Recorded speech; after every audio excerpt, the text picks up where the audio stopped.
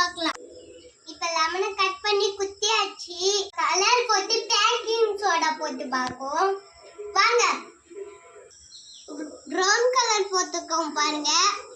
Friends baking soda போடும் பொங்கல் பாருங்க friends.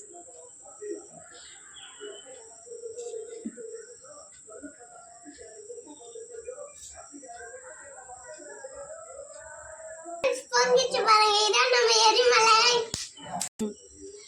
Friends பொங்கிச்சு பாருங்க, இதான் நம்ம எரிமலை.